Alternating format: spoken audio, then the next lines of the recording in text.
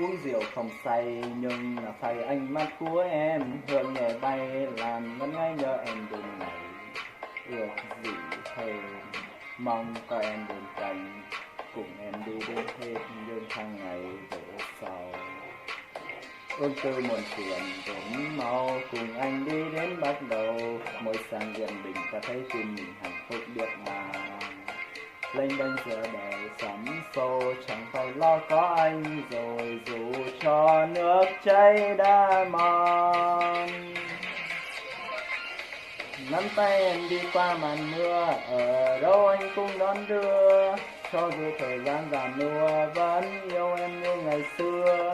Lúa kia đã đâm bông mẹ nói em đã tới tuổi lấy chồng. Nghe một lần trong mong cưới luôn được không? Chấm sắp sinh bên hoa nhà trai, đẩy nhà gái đưa em bước qua. Cha mẹ cùng nâng rượu vui chúng cho ta duyên thành đôi. Bà con xa đều thèm nâng nâng gái trai xinh đẹp đời phu thê.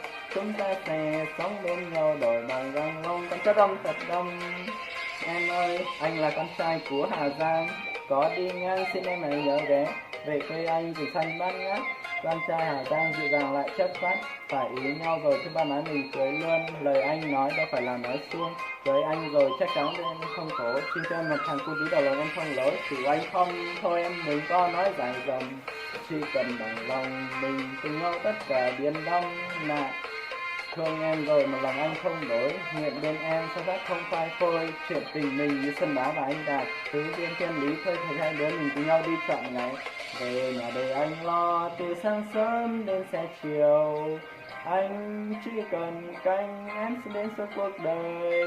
Viết tặng em khúc ca chuyện tình yêu, trong sáng như thiên thần ngàn khung nhạc gần gần vui ghê.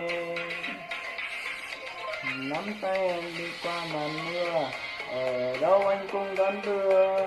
Cho dù thời gian già nua vẫn yêu em như ngày xưa. Lúa kia đã đâm bông mẹ nói em đã tới tuổi lấy chồng. Nghe một lần chồng mong cưới luôn được không? Trong sân sinh bên hoa nhà trai, đời nhà gái đưa em bước qua. Cha mẹ cùng nâng rượu vui chúc cho ta duyên thành đôi. Bà con xa đều thèm nâng nâng gái trai xinh đẹp đời phu thê. Chúng ta sẽ sống bên nhau đời và răng long con chất đông thật đông. Nắm tay em đi qua màn mưa, ở đâu anh cũng đón đưa. Cho dù thời gian già nua vẫn yêu em như ngày xưa. Lúa kia đã đâm bông mẹ nói em đã tới tuổi lấy chồng. Ngày mà lòng chồng mong cưới luôn được không? Chấm sắp sinh bên hoa nhà trai, đời nhà gái đưa em bước qua. Cha mẹ cùng nâng rượu vui chúc cho ta duyên thành đôi. Bà con xa đều thèm nâng nâng gái trai xinh đẹp đời phu thê. Chúng ta sẽ sống bên nhau đời bạc răng long con thất âm thật đông.